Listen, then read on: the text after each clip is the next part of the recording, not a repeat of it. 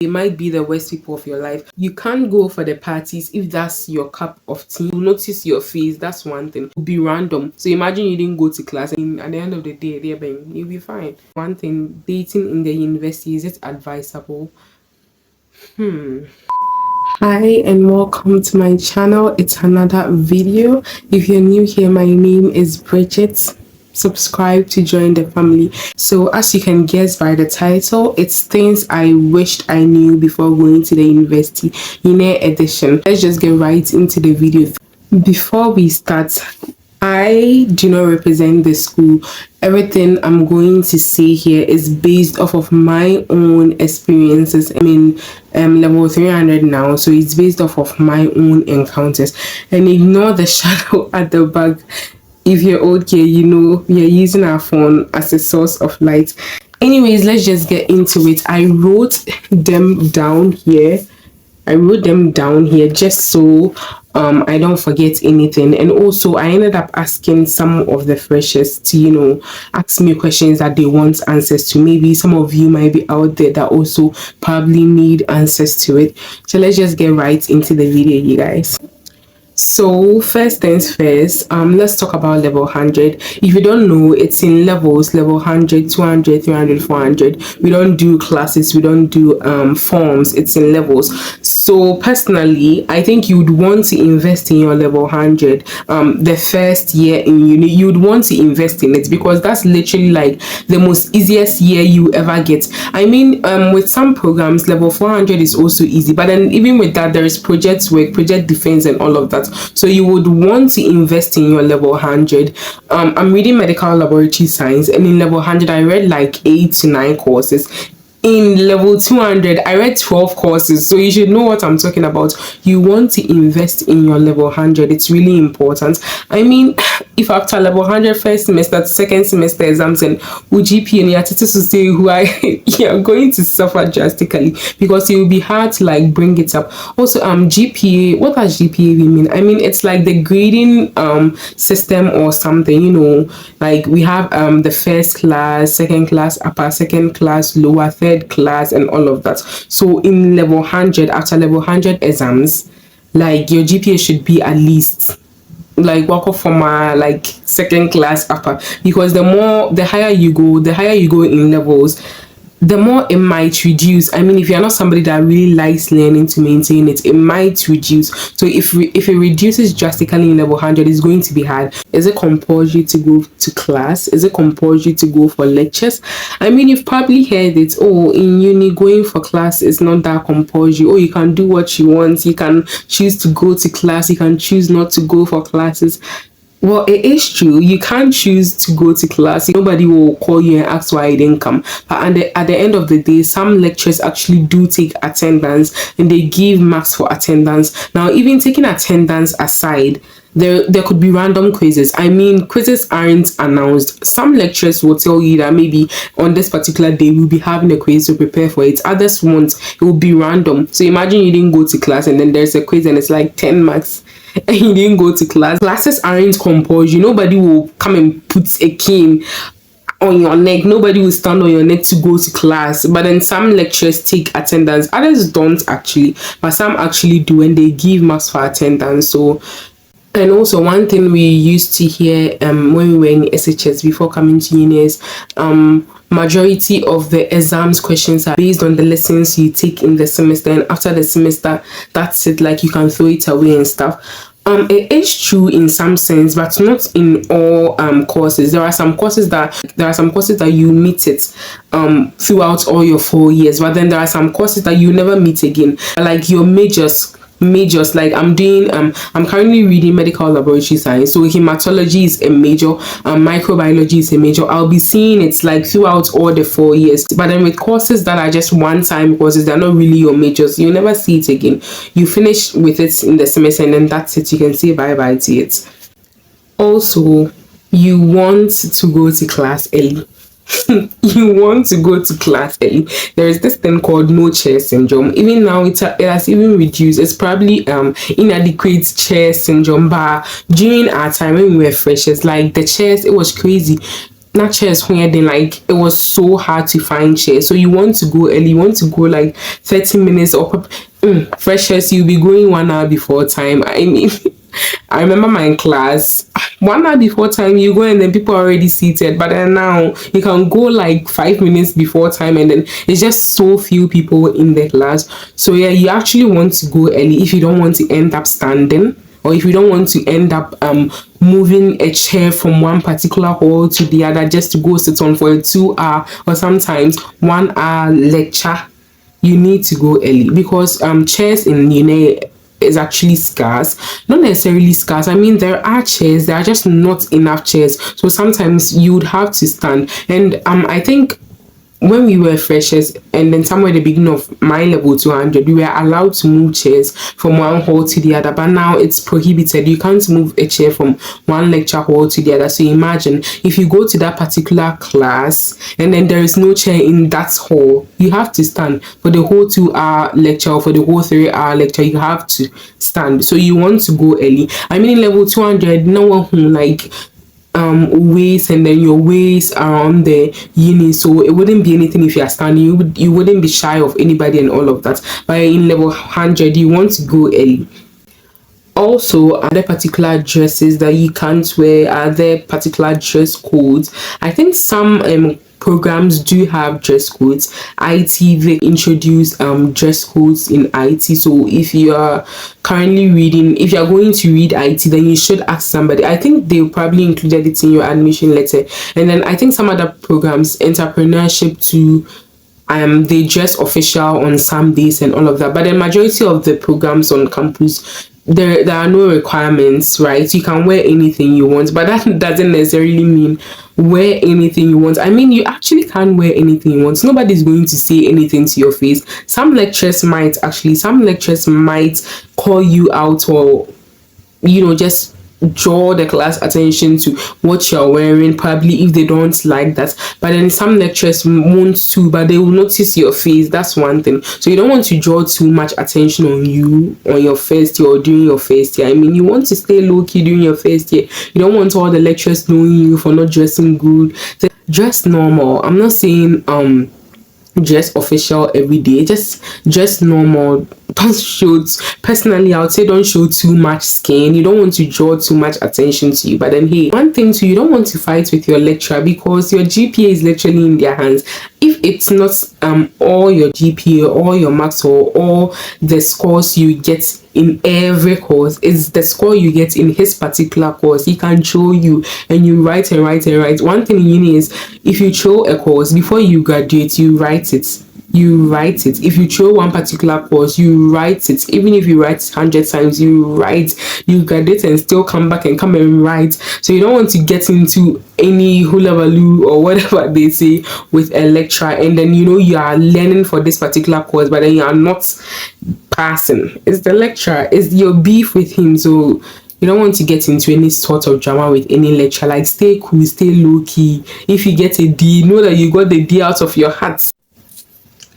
Staying on the notes of dressing, you actually do need official wears for your presentations. In the University-Uenr, in my particular program of study, we do a lot of presentations. Sometimes the lecturer gives you topics and then divides you into groups, and you're supposed to go make notes on it and all of that, and then come and present it to the class and him, and you're given marks for it. At the end of the day, you'll be given marks for it. Some lecturers are very particular with dressing. You'll be given marks for your dressing. Some actually group you, or maybe give you marks according to your group's dressing or your group's performance. Some do it individually. So you actually need 1 or 2 official wears. If that's if your program doesn't require you wearing official wears all the time, but you need official wears. Like for presentations, you need to look official for presentations. You need to look your best for presentations. For real, you actually do need to look your best for presentations. So even if you don't have official wears, like get 1 or 2 for presentations. You know what I mean? Do you need to be in the school hostel in your first year? No, it's not compulsory. The school hostel can't actually take all the numbers of freshers coming in a year, you don't necessarily have to be in the school hostel. I was in the school hostel, which is now a hall. I was in the school hostel in my first and second year. I think majority of the reasons why people want the school hostel is because it's on campus, and then if there are like 1 hour or 2 hour breaks within lectures, you can go and rest a bit, then go back. And also, if you want to go to campus at night to study, it's easier. But then you don't necessarily, it's not compulsory to be in the school hostel. Like, you can, there are other hostels around, there are lots of hostels around, people also renting places, homestels and stuff. It's not compulsory to be in the hostel. On the matters of hostel, do you need a fridge? It's not compulsory, but personally I would say get yourself a fridge. I mean, so that you can't be cooking all day. So like during the weekends, if you like cook a lot of stew, you cook something, like you meal prep for the whole week, you can freeze it or keep it frozen or keep it in your fridge so that it doesn't go bad. I mean, you can't be heating it all day, it's stressful, but it's not necessarily compulsory. If your parents can't afford it, don't go and be standing on their neck to get you a fridge because it's compulsory. It's not compulsory.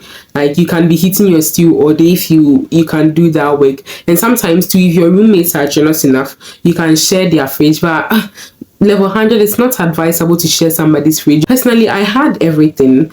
I had my own stuff going to level 100, so I wasn't really sharing people's stuff with them or anything, which is good. I would say I had my own stuff and it helped me. Like, you don't necessarily, the fridge is not compulsory, but if you have it, it's a plus. So yeah. Do you need a laptop before coming to the university? Maybe. I mean, it's a yes or no answer. Some departments don't actually use their laptops like that, but for my department, like, you'll be given assignments that you probably need to type and print and all of that, and you don't want to be standing on people's necks to print your to type your assignments for you and all of that. But if you have an app on your phone that can do the typing, that's fine. You don't necessarily need a laptop. And also, there are slides in uni. There are slides like study guides, the lecturers notes and all of that, and they'll give you plenty slides. So if it's on your phone, your phone might even run out of memory. That's why I think that's basically why people bring laptops to uni, for assignments that require typing, for the slides. And I think for the engineering and then the IT students, they use it for their AutoCAD and all of that. But in my department, I basically use my laptop for slides, for studying, for assignments that require typing, and for movies, literally for movies. So if you don't have the money for a laptop, you can survive without it. I should have mentioned this when I was talking about the hostels. School hostels and knocking 1 and 2, 4 and 5. 2 minutes via somebody is knocking at your door.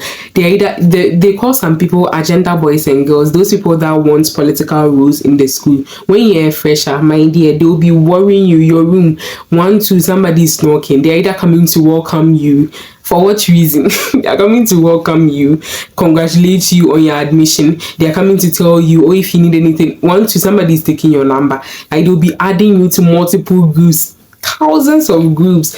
Like, it's crazy. So I think one of the disadvantage of being in the school hall is, like, they know where you are. They will find you. Like, 2 minutes, somebody is knocking your door. 2 minutes, somebody is selling something. Please, I'm selling chips. Will you buy? Please, I have yogurt and pie. Please, I have plantain chips. Please, I have this. Please, I have kinky. Will you buy? It's a whole lot. Are there foods on campus? Yes, there are plenty foods on campus, more than you can eat. Not just foods, there are pizzas on campus. In front of Hall 2, there's like this pizza joint.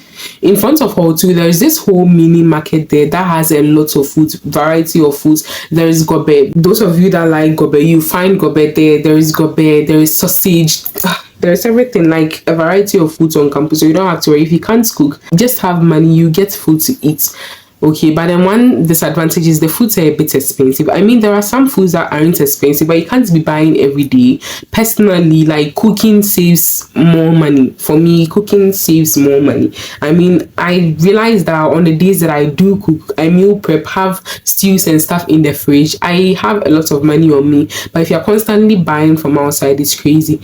You have to be able to spend your money wisely, because there are lots of things on campus that will intrigue you to buy. Yeah. Also, there's this man called BJ. He's right in front of hall two, like behind hall one, in front of hall two.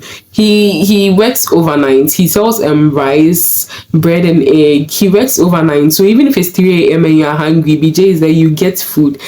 Okay, you just have to know how to manage your money well. Because if you are buying in the uni, the way money finishes early, it's crazy. So you know how you watch Grownish and then it's like every weekend there's a party going on. Some people are smoking, all of that. Is that real in uni? Is that real in uni? For the smoking bits, I actually don't know. I mean, you do see some people that, this person, they smoke on a daily basis. Those people that look rascal, like, when you see them, you see. But then I've actually never had an encounter with somebody smoking. But then there are parties, if not every weekend, every other weekend, there are parties all around. I mean, Groovis is around the corner. There is this place, the cabin. There is Isbeth around the corner. I think in February there is this party, Kalakuta or Nebula, one of them. It's actually big. It's actually very big. One of the biggest programs in uni. I don't know if it's a uni owned program. I think it's at Groovies, like right around uni. It's probably not a uni owned program, but then those of you in the halls, hall one and hall two, people will be coming around to invite you to it. So if you're the type of person that wants to go out to experience that, you can. I've actually never gone for any of those parties. Not that I think it's wrong or anything. I'm not really the outgoing type, but there are lots of parties that if you don't take care will keep you out of track.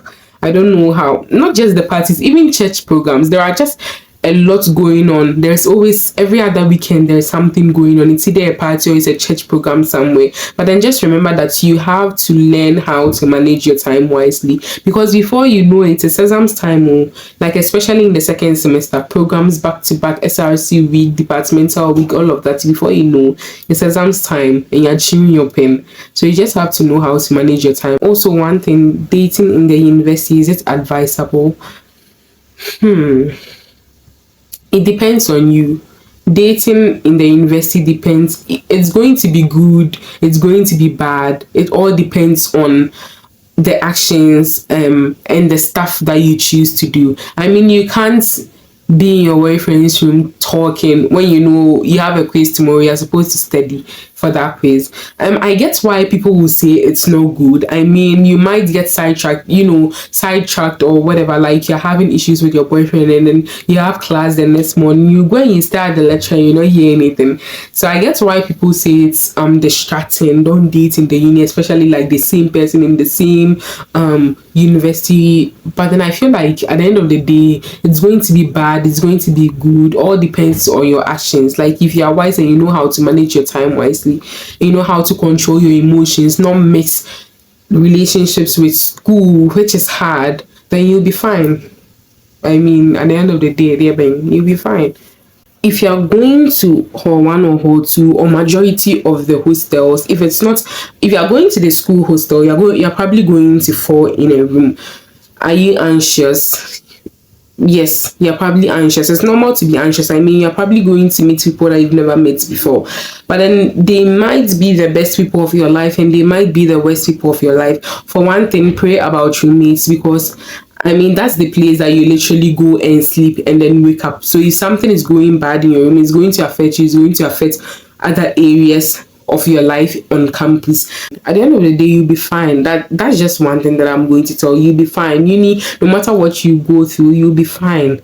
Like, don't overthink, don't stress too much, don't overthink it. You'll be fine. No matter what you go through, you'll be totally fine, babe. Before I continue, I tried a new hairstyle. Do you like? I played too much, so I think that's basically it. But then with that aside, I asked some of the level hundreds that I know, some of the freshers that just gained admission to, ask me questions that they probably want answers to. How does it feel not having money in the uni?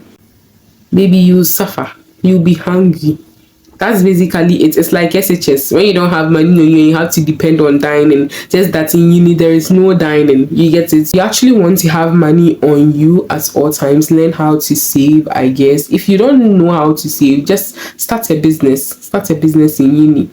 Start a business. if you want to have money on you all the time, or if you can't call home for money all the time. Will you buy books? Yes, you will buy manuals. You will buy manuals, but then also you'll be giving slides, but you will buy manuals. Actually, you'll buy manuals. So somebody asked how they could survive if their parents are actually maybe not giving them money, or they are struggling a little. You can start a business. There are lots of businesses on campus, but that doesn't, I mean, anything that you want to sell, somebody is selling it, but that doesn't, but that shouldn't stop you from selling something. I mean, people carry different grades and favors, right? So you can't sell something. Someone also asked if there is a WhatsApp group for freshers. If you are currently not in any group and you're not getting any information, you don't have to worry. Once you come and then you are registered, your association, depending on the particular department or program that you are in, your association will register you, and you'll be added to your association group, you'll be added to your class group, you get every information, you'll be added to multiple other groups. Don't even worry about the groups. Like, also, that's one of the main reasons why bringing a phone to the uni is important. And if your phone spoils, you suffer, because all of the informations, everything will be given to you via WhatsApp. Like, you get to know the information via WhatsApp. So your phone is actually very important. If class is coming off, if class is cancelled, if you have an unannounced quiz, all of that, you get to know all that information via WhatsApp, like your class group. So your phone is actually very important. Don't let anybody steal your phone. And somebody asked if they wanted to know what is expected of them as a student. As in, like, a lecturer, what a lecturer expects of you. Nobody actually expects anything of you. Just be a student, learn like you need to, and make friends.